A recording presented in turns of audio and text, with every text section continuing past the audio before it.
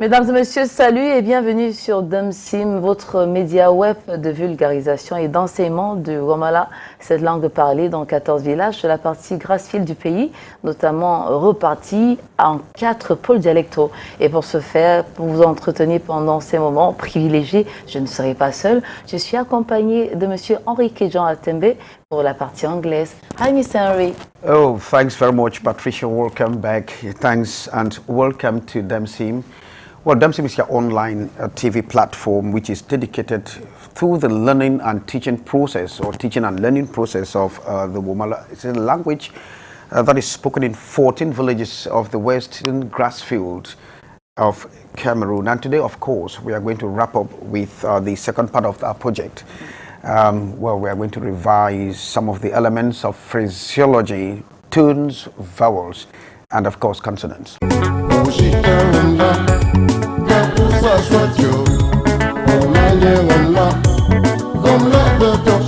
Naturellement, et en guise justement de conclusion de la deuxième partie de notre projet, nous proposons donc de reviser les éléments qui structurent une phrase, notamment les tons, les voyelles et bien sûr les consonnes. And of course, Patricia, like you said, today we are actually going to wrap up, but then with a strong revision of the elements of phraseology, like we were saying, trying to look at tones, vowels, and consonants, how to construct short phrases, how to engage in conversation when it comes to the learning of Womala. It's not easy at all to just get into it without necessarily applying the aspect of tones. And tones are very important to decipher what one means. In fact, it gives a meaning. Even a tone gives a meaning to a word.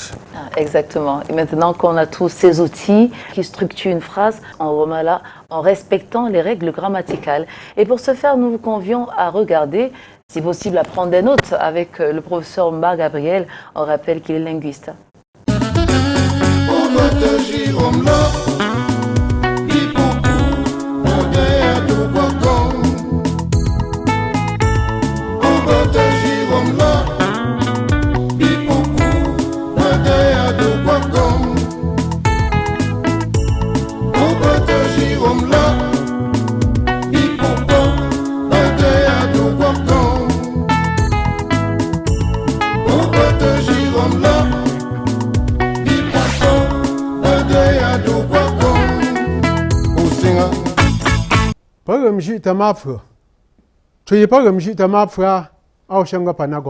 We have already done 4 lessons. We are now moving to the 5th lesson. Nous abordons maintenant la 5e leçon. Et cette 5e leçon va concerner maintenant l'utilisation des tons sur les mots, mais maintenant dans la phrase, dans de petites constructions. Les tons que nous avions eus au départ de manière isolée peuvent changer lorsque les tons rentrent dans les phrases. Les tons auparavant nous ont permis de produire des mots, de voir comment on peut produire des mots différents lorsqu'on change de ton. Mais aussi, le changement de ton peut avoir une fonction grammaticale. So the change of tone, now instead of giving us some other words, may perform a grammatical function. Aga ngi pa joa atura ba doi bagam choyom daga obing chulo nyingi kachum suogom kachum kam suogom la aga ka be ki kweba kwebnya aga apa chobo fa yi chumom bo hang daga afa la gago reshamfo apayo. Nous allons prendre des exemples en prenant des mots tout à fait au hasard. Si Dieu, le Créateur, si God, faux, chef, chief, mou, child,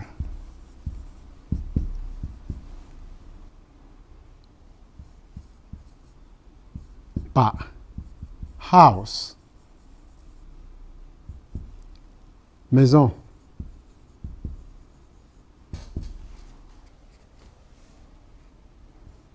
gagne. This is the name of somebody, generally a boy. It's a man's name. Let us have just these 1, 2, 3, 4, 5.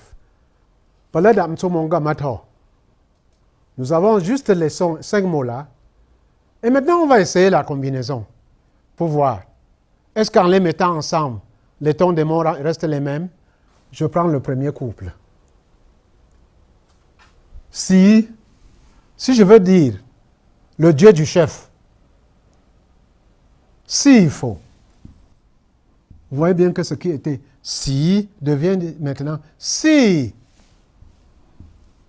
faux. Si faux.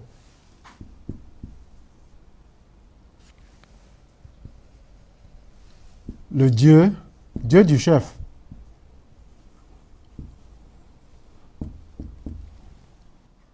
Si faux.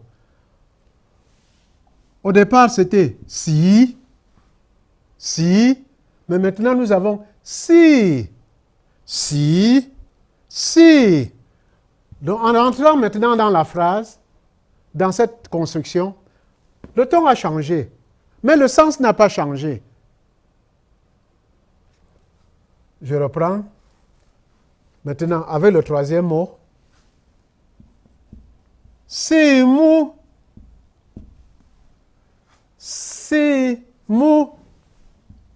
Dieu de l'enfant.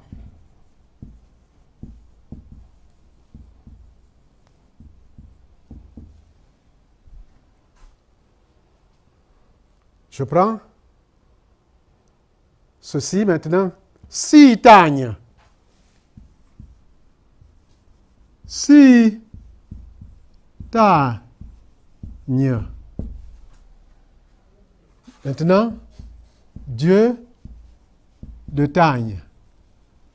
Tagne's God. You see that now? Si.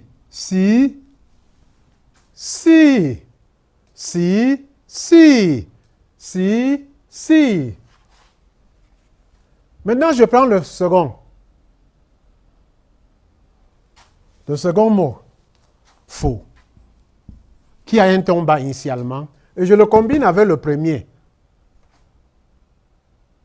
Et maintenant, je vais faire le nom d'une personne. Faux si, faux, si, faux, faux, si. Il devient plutôt moyen. Faux si.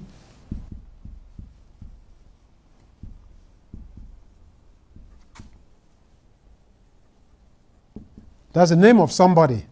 Faux. See, the two have been coming together. So there's a modification of this tone. The no tone is no more there. It comes to a level tone. But the voice will tell you. Faux. See, the voice is not going down completely. La voix ne tombe pas, elle reste un peu au milieu. Parce que l'autre c'est faux. Mais maintenant celui-ci c'est faux.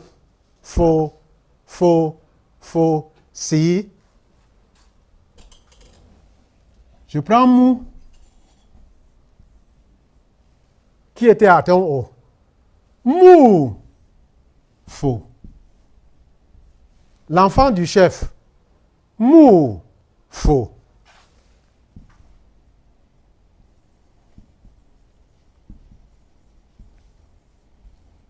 The son of the chief. The son of the chief. Mou, faux. Ce n'est plus le même ton haut. Il a changé. Pour porter maintenant le chapeau. Pas.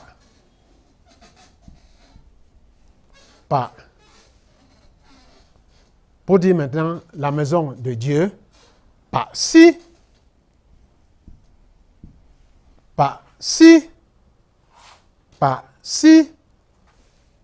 La maison de Dieu.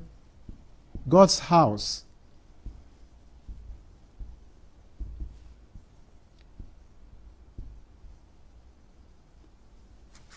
Pas si. Still. Pas. Tagne. La maison de Tagne. ce ton bas qui était là, il devient aussi moyen. Avec ces petits exemples, vous allez vous rendre compte que notre ton change à chaque fois que nous entrons dans des constructions de phrases. Quand nous mettons des mots ensemble, les mots peuvent changer, le ton peut changer. Cela veut dire que chaque mot, lorsqu'il est seul, porte son ton et en toute liberté. Mais lorsque un mot s'associe à un autre mot, la langue Wamala lui donne des règles de comportement, si bien que la manière de prononcer, la voix connaît des petites modulations. Et c'est ça qui fait la grammaire des tons dans les constructions. Je m'en vais à un autre exemple, à une série d'exemples d'ailleurs, où nous devons avoir avec presque les mêmes mots, maintenant le possessif. Mou, toujours. Et, qui est mien. Mon. Et ici, enfant, child. Je peux aisément dire mon enfant. Mou. Mou. C'est le même comportement que l'on a là avec mou. Faux. Mou. My child.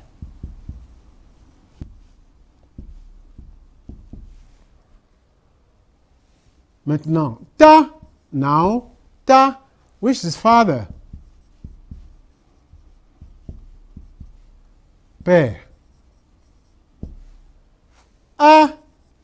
Which is also mon.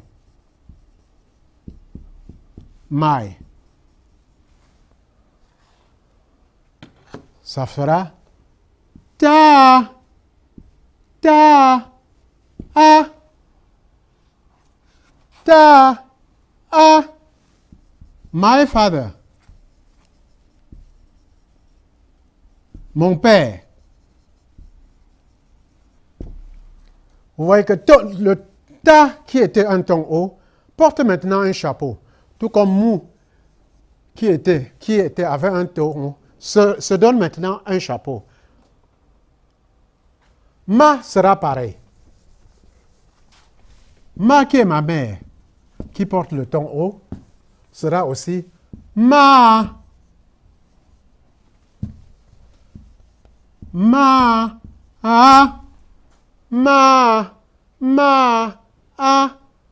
Alors que de manière simple, je fais ma, comme le klaxon d'un véhicule. Donc le klaxon d'un véhicule est un ton haut. Pim, ma. Et il est sec. Ma. Comme dans l'autre mot, ma. Ce sera aussi d'un trait. Donc ces tons-là ne s'étirent pas. Ma. Mais je dis maintenant, my mother. Ma mère. Mais maintenant, qui est l'habitude? Habit. Si je dis mon habitude, my habit, it will be ma'a.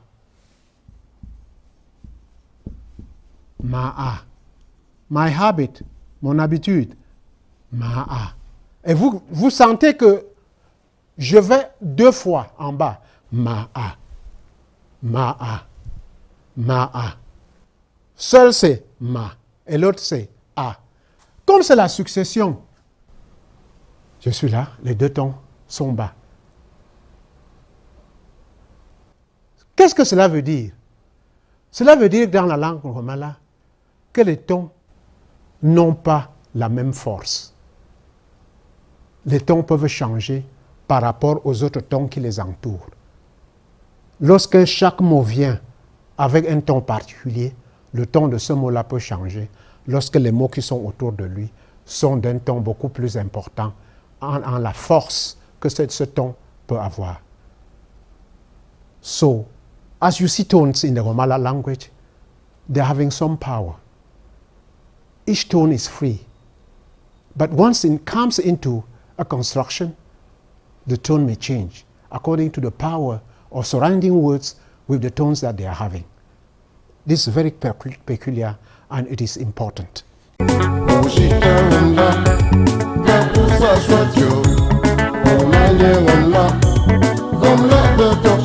If I've done this with short words, let me have short sentences, just to show you how tone changes.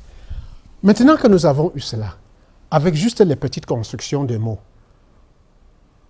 ayons maintenant de petites phrases. Et on va se rendre compte que le ton est si important que les temps peuvent maintenant changer par rapport au ton que j'utilise. Et, fa, ua.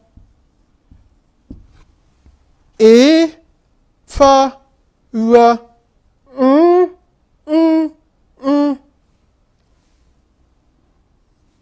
Il mangeait chose. Donc en réalité, il a mangé quelque chose. Il a mangé. Il a mangé. And this is the past. He has eaten. Or he ate something. This is the past generally. But if I say, eh, fa, ua, eh, fa, ua, this is the present. A permanent present. Un présent d'habitude.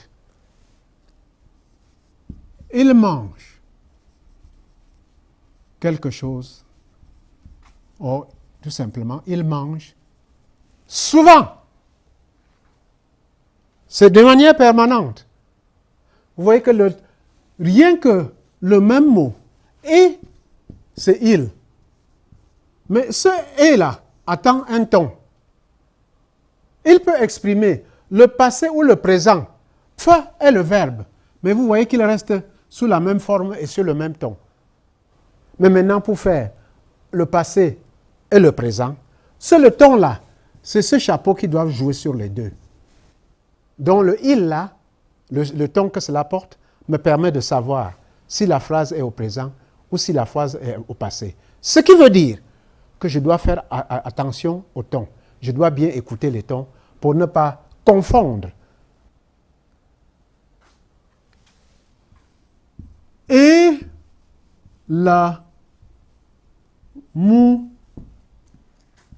sa a. Et la mou sa a. Il a amené l'enfant. Et da mou sa a.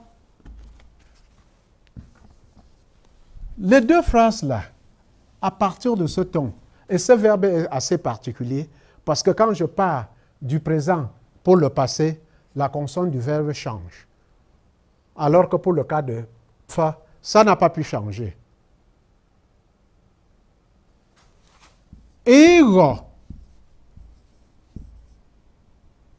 Ego.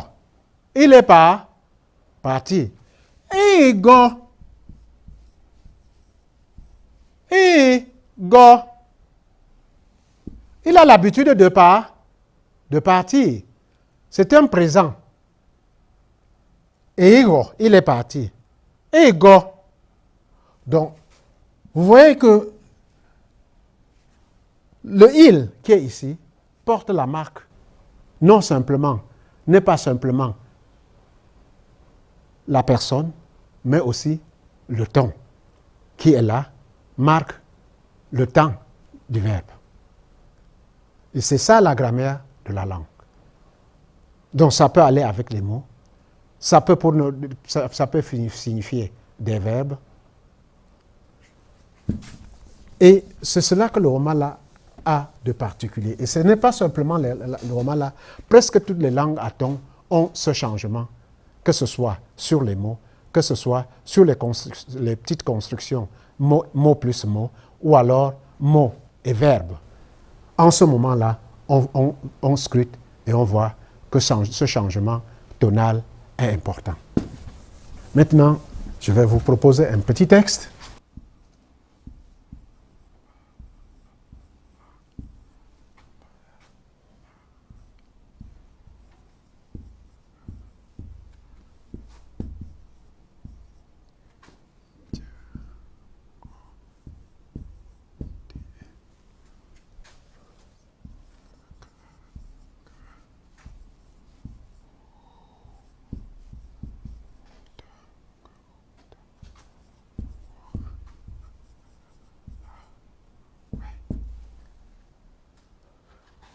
Je vous ai fait ce petit texte que nous allons lire pour nous séparer, pour nous revoir la prochaine fois.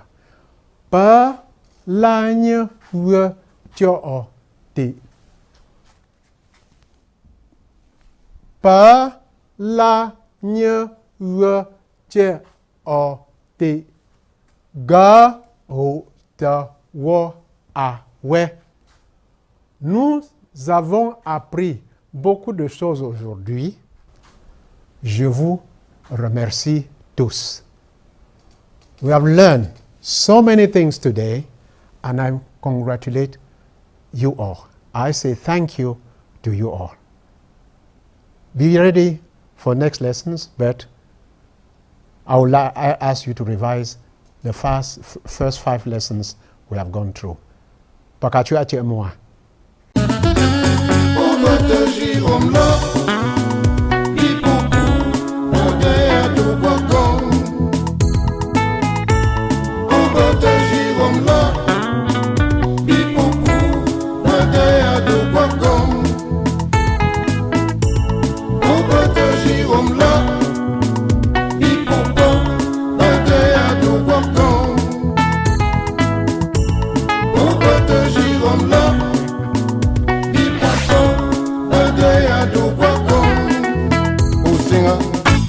De retour sur ce plateau de Damsim, mesdames et messieurs, nous avons appris par le canal du linguiste, le professeur Mba Gabriel, que l'on ne présente d'ailleurs plus, comment structurer de petites phrases qui seront donc nécessaires pour nous dans la mesure d'entamer ne serait-ce que de brèves conversations en langue romala, voilà qui est parfait.